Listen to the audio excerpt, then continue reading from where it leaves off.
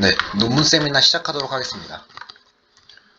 오늘의 발표 주제는 겐을 활용한 타임 시리즈 어노멀리 딕션과 관련된 논문 두 편에 대해 소개하는 시간 가져보도록 하겠습니다. 우선 백그라운드입니다. 우선 겐을 먼저 소개하겠습니다. 적대적 생성 신경망은 이제 두 개의 신경망, 제너레이터와 디스크리미네이터를 서로 경쟁적으로 학습시키면서 더 정교한 데이터를 생성할 수 있게 하는 방법입니다. 생성자의 목적은 판별자가 구별하기 어려울 정도로 리얼 데이터와 유사한 페이크 데이터를 만드는 것이 목적이고, 반대로 판별자의 목표는 리얼 데이터와 생성자가 생성한 제너럴 데이터를 잘 구분하는 것이 목적입니다. 그래서 겐은 민맥스 게임 방식으로 적대적 학습을 진행하여 모델이 풍부한 표현을 학습할 수 있도록 합니다. 기존 시기의 이상탐지 모델로 사용되는 것은 오토인코더와 같은 재구축 기반 이상탐지 모델인데, 해당 모델들은 적절한 제약 조건이 없으면 가적합이 될 가능성이 높고, 이상 데이터가 정상 데이터와 분포가 유사하면 그 이상을 잘 탐지하지 못한다는 문제점을 가지고 있습니다. 이를 해결하기 위해 겐 구조를 추가해줌으로써 모델이 더 자세하게 정상 데이터의 표현을 학습할 수 있습니다.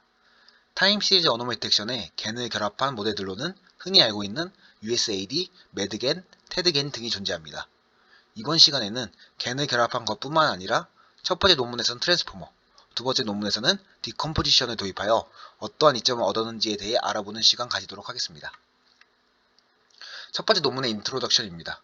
이상탐지가 많은 산업에서 다양하게 사용되고 있고, 이상탐지를 하기 위해 복잡한 피처 엔지니어링 없이 타임 시리즈 데이터의 상강성을 학습할 수 있는 딥러닝 기반 이상탐지 모델이 일반적으로 많이 사용되고 있습니다. 겐은 이미지 처리 분야에서 우수한 성능을 보였고, 정상 데이터의 분포 패턴을 학습할 수 있다는 장점 때문에 타임 시리즈 어노멀리 딕션에서도 활용되고 있습니다. 하지만 이 겐은 복잡한 컨텍스추얼 피처를 포착하는 것이 어렵다는 한계점이 존재하여, 이를 해결하기 위해 본 논문에서는 겐의 트랜스포머를 도입한 TGAN-AD 모델을 제안했습니다. 논문에서 제안하는 TGAN-AD 아키텍처입니다. 간단한 프레임워크로 겐에서 필수적인 제너레이터와 디스크리미네이터로 구성되어 있습니다. 모두 트랜스포머 기반 인코더 디코더 모듈을 사용하며, 이를 통해 템포로 콜리레이션과 다별량 시계열 데이터의 히든 비헤비어를 효과적으로 포착할 수 있습니다. 이제 해당 그림을 보시면 이 왼쪽이 모델 트레이닝 페이지, 그리고 오른쪽이 학습한 겐 모델을 활용하여 이상 탐지를 진행하는 어노멀리 딕션 페이지라고 생각해 주시면 됩니다. 그러면 첫 번째 구성 요소인 생성자부터 확인해 보겠습니다. 제너레이터는 트랜스포머 인코더와 트랜스포머 디코더로 구성되어 있습니다. 트랜스포머 인코더는 X트레인을 입력값으로 받아 노멀 타임 시리즈 데이터의 히든 리프레젠테이션을 생성하는 역할을 합니다. 트랜스포머 디코더는 인코더를 통해 생성된 X트레인의 히든 리프레젠테이션과 랜덤 히든 스페이스 Z를 입력값으로 받아 페이크 타임 시리즈 데이터를 생성하는 생성자 역할을 합니다. 두 번째 구성 요소인 디스크리미네이터입니다. 디스크리미네이터의 경우에는 인코더는 X트레인과 X제너레이터 입력값으로 사용하여 샘플의 히든 리프레젠테이션을 학습합니다.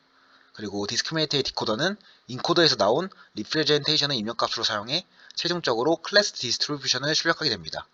해당 모델의 학습의 경우 겐의 일반적인 수식과 동일합니다. 이렇게 학습이 마무리되면 어노멀리 딕션 페이지로 넘어가게 됩니다. 어노멀리 딕션 페이지에는 두 가지 로스식이 사용됩니다. 디스크리미네이터는 적대적 학습을 통해 입력값으로 들어온 데이터가 정상인지 이상인지 판단하는 능력을 가지고 있기 때문에 디스크리미네이터의 출력값 자체를 로스식으로 사용합니다. 그리고 이 로스는 들어온 데이터가 이상이면 1에 가깝고 정상에 가까우면 0에 가깝게 출력이 됩니다. 리컨스트럭션 로스는 대부분 알고 있듯이 생성한 데이터와 실제 시계열 데이터의 차이를 사용하는데, 오토인코더 구조와는 다르게 TGAN-AD에서는 최적의 Z를 매핑하는 작업이 필요합니다. 이를 위해 공분산을 사용해 유사성을 최대가 되도록 학습하여 랜덤 히든 스페이스 Z로 구성된 스페이스에서 유사도가 제일 큰 최적의 Z를 매핑을 해줍니다. 이렇게 뽑아낸 Z와 테스트 데이터 X를 제너레이터 입력값으로 넣어주어 제너레이티드 테스트 샘플을 만들어줍니다. 마지막으로 리얼 테스트 샘플과 제너레이티드 테스트 샘플의 재구축 오차를 로스식으로 사용합니다. 어노멀리 딕션 스코어는 결론적으로 디스크리미네이터 로스와 리컨스트럭션 로스의 선행 결합식으로 이루어지게 됩니다. 알파 값은 리컨스트럭션 로스의 가중치이며, 어노멀리 디텍션 스코어가 일정 스레시홀드를 넘으면 해당 포인트는 이상치로 간주됩니다. 익스페리먼트입니다. 해당 실험은 흔히 사용되는 다별량 시계열 데이터셋인 SWAT, WADI, KDD 컵 3개의 데이터셋으로 실험이 진행되었습니다. 베이스라인 모델은 PCA, 랜덤 포레스트, LSTM 기반 온토이코더, 피드포워드 네트워크, 겐 구조의 매드겐, 그래프 기반 GDN, 이렇게 총 6가지 베이스라인으로 실험을 진행했습니다. 평가 지표는 많이 사용되는 프리시전, 리콜, F1 스코어, 그리고 인밸런스드한 클래시피케이션 문제에서 평가 지표로 자주 사용되는 AUC, PER, AUC를 사용했습니다. 실험 결과입니다. 이상 탐지에서 중요한 것은 실제 이상을 보다 더 잘 파악하는 것이 중요하기 때문에 해당 논문에서는 리콜 지표를 통해 모델을 평가했고, 표에서 보이듯이 TGNAD가 모든 데이터셋에서 가장 높은 성능을 가지고 있음을 확인할 수 있습니다. 모든 데이터셋에서 꽤 유의미한 성능 향상을 보이며, 이는 해당 모델이 트랜스포머를 사용하여 생성자 G와 판별자 D의 데이터를 잘 표현하고 이상 데이터를 정상 데이터로부터 효과적으로 분리할 수 있다는 걸 시사합니다. 학습 시간도 PPT에 넣진 않았지만 SWOT 데이터셋은 이제 53초, 와디 데이터셋은 1분 11초, KD 데이터셋은 41초로 가장 빠르게 학습을 진행할 수 있음을 확인할 수 있습니다. 모델 베리에이션을 평가하기 위한 실험도 진행했습니다. 해당 분석은 디스크리미네이터 로스와 리컨스트럭션 로스의 가중치를 결정하는 하이퍼 파라미터인 알파, 트랜스포머 레이어의 개수, 슬라이딩 윈도우 렌스 이렇게 세 가지에 대해서 분석을 진행했습니다. 해당 분석에서는 알파 값이 0.21 때 최고 성능을 보이는 것을 확인할 수 있습니다. 디테일하게 확인해보면 알파 값이 0이면 판별자의 로스만 사용하는 경우인데, 이 그래프를 보시면 여기 왼쪽 두 번째로 높은 성능을 보이는 것을 확인할 수 있습니다.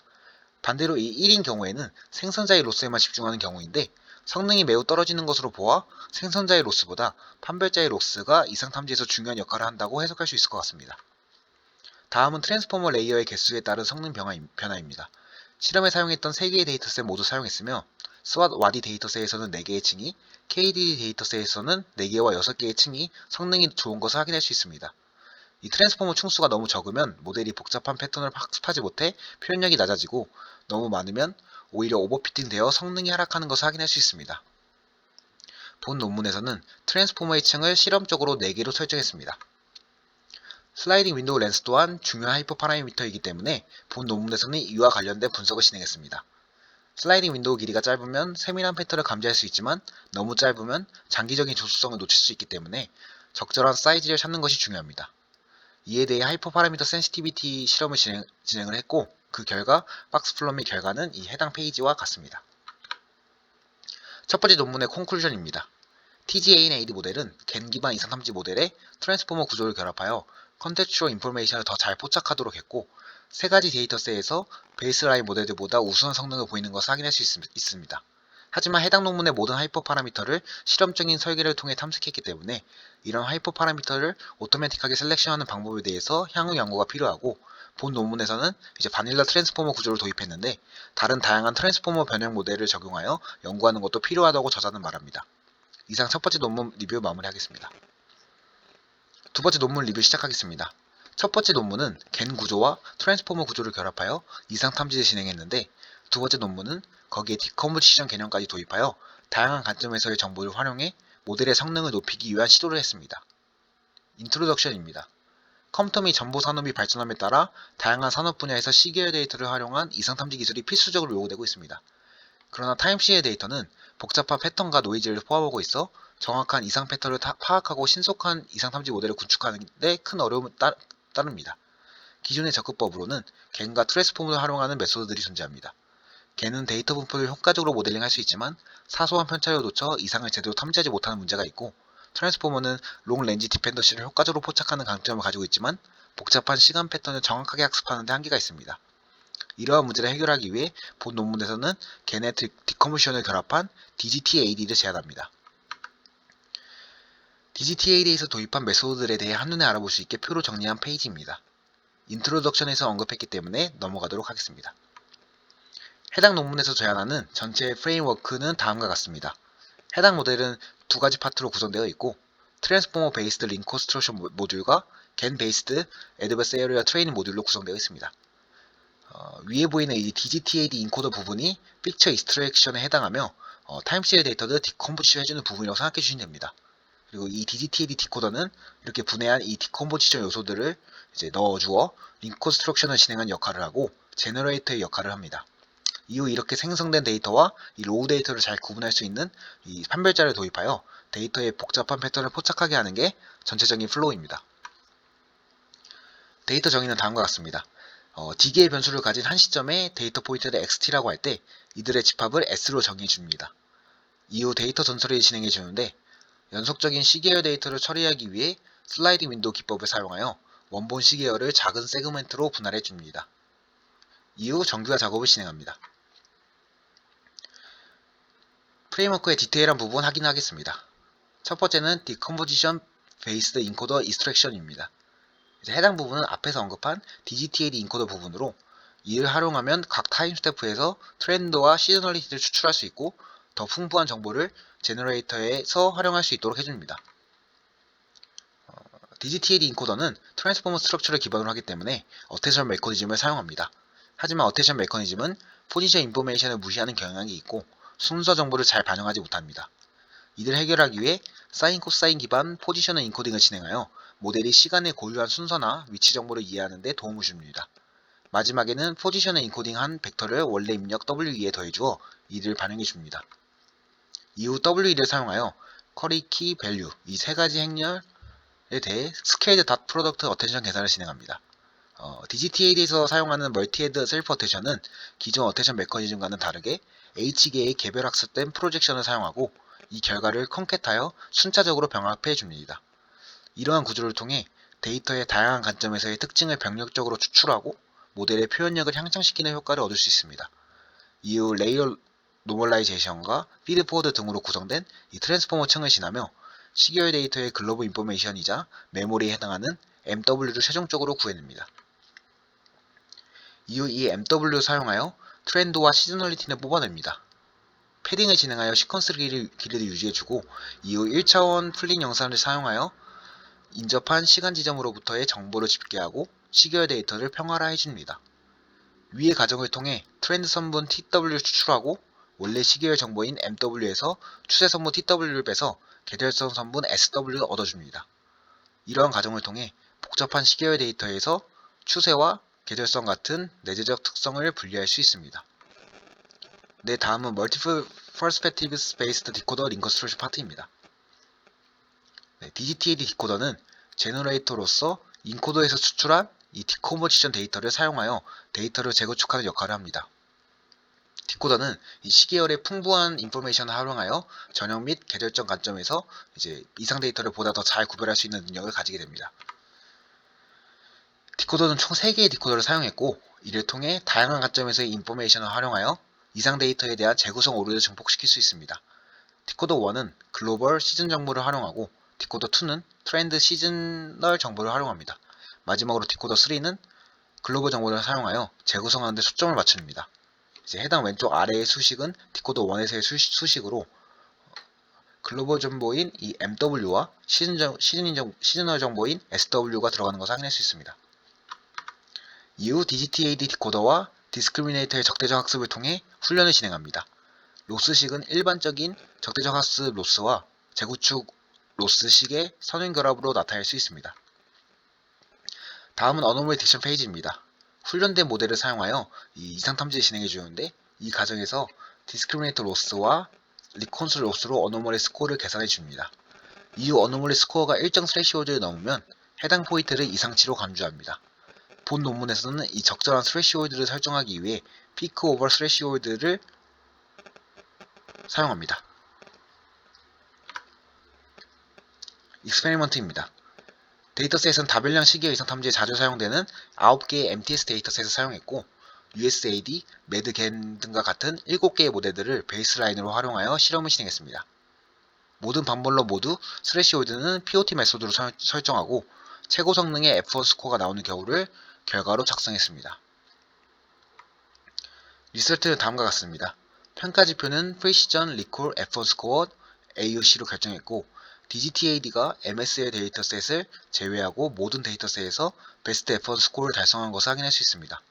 특히 SMAP, SMD와 같이 정상과 이상 데이터의 차이가 크지 않은 데이터셋에서도 좋은 성능을 보이는 것을 보아 이 DGTAD가 효과적으로 디컴포지션과 걔네 적대적 학습을 결합하여 타임시리즈 데이터의 템포럴 디펜더시를 잘 포착한다는 것을 확인할 수 있었습니다.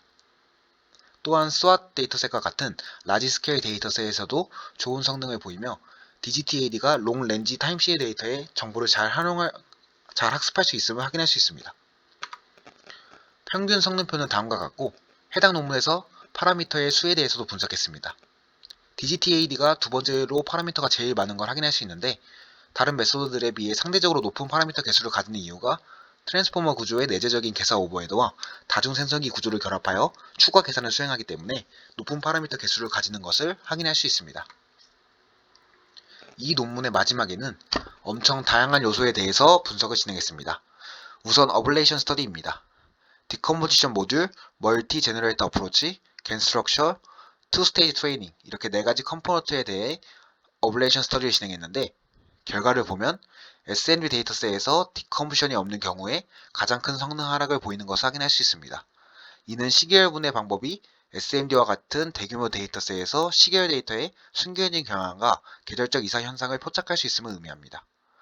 또한 MSA 데이터셋에서 이 멀티플 제너레이터가 없는 경우에 큰 성능 하락폭을 가지는 것을 확인할 수 있는데, 이는 복잡한 데이터세트에서 다양한 이상 패턴을 캡처하기 위해 다중 생성기를 사용하는 것이 필수적임을 나타낸다고 볼 수 있습니다. 네, 다음은 멀티플 제너레이터에 사용되는 디컴프 언테션이 입력값으로 받는 요소들을 어떻게 배치하면 성능이 좋을지에 대해서도 분석했습니다. 메소돌로지에서 소개한 기존 모델이 DGTAD1, 제너레이터 1과 제너레이터 2에서 디컴프 언테션의 순서를 바꾼 모델이 2, 각 제너레이터에서 디컴프 언테션이 동일한 정보에 집중하도록 만든 모델을 이제 DGTAD3로 하여 분석을 진행했습니다. 결과를 분석한 결과 모델 후반부에서 계절 정보에 집중하는 것이 중요하며, 각 생성기는 다양한 정보에 집중하도록 하는 것이 성능 향상에 도움이 된다는 것을 알 수 있었습니다. 다음은 윈도우 사이즈에 대한 분석입니다. 윈도우 사이즈가 작으면 모델의 학습은 빠르지만 컨텍스추얼 인포메이션을 잘 학습하지 못하고, 반대로 윈도우 사이즈가 크면 모델의 계산 부담을 증가시켜 하드웨어 비용이 증가합니다. 이처럼 적절한 윈도우 사이즈를 설정하는 것이 중요한데, 해당 논문에서 실험을 진행한 결과 윈도우 사이즈가 5일 때 성능이 가장 좋아서 본 논문에서는 윈도우 사이즈를 5로 설정했습니다. 저 그래프에서 눈여겨볼 만한 점은 갱 스트럭처를 사용하지 않은 이 MDTAD-GAN 보라색의 이 경우 성능 하락이 발생하지만 소폭 발생하고, 대신 원래 MDTAD 파란색의 훈련 시간의 5분의 1만큼만 소요되는 것을 확인할 수 있습니다. 이는 걔네 구조가 성능을 향상시키지만 훈련 시간을 상당히 연장하고 모델 매개 변수 수를 증가시킨다고 해석할 수 있습니다.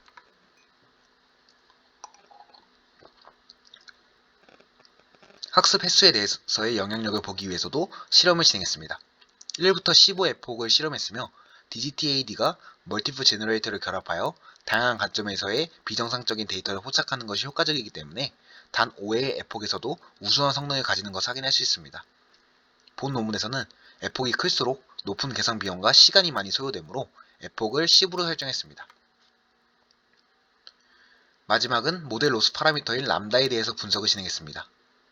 람다가 0이면 재구축 오차를 고려하지 않고 오직 걔네의 절대적 하스 로스만 본다는 의미인데, 이 그래프에서 노란색을 보면 모델의 수렴 속도가 감소하고 상당히 이렇게 성능이 튀는 것을 확인할 수 있습니다.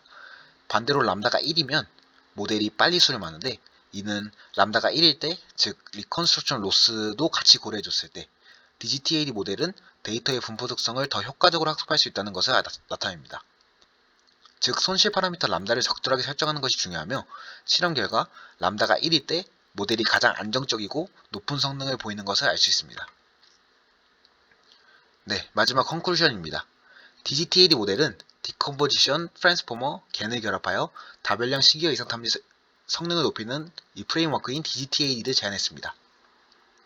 퓨처 워크로는 다양한 어테션 메커니즘의 변형을 적용하는 듯 트랜스포머의 구조로 인한 계산 오버헤드를 줄이는 방법을 모색할 필요성이 있고, 메타 학습 전략을 통합하여 모델의 성능과 적용 가능성을 향상시키는 향후 연구가 필요하다고 본 논문에서는 말합니다. 지금까지 겐을 활용한 시계 의사 탐지 관련 논문 리뷰였습니다. 이상 논문 세미나 발표 마무리하겠습니다. 감사합니다.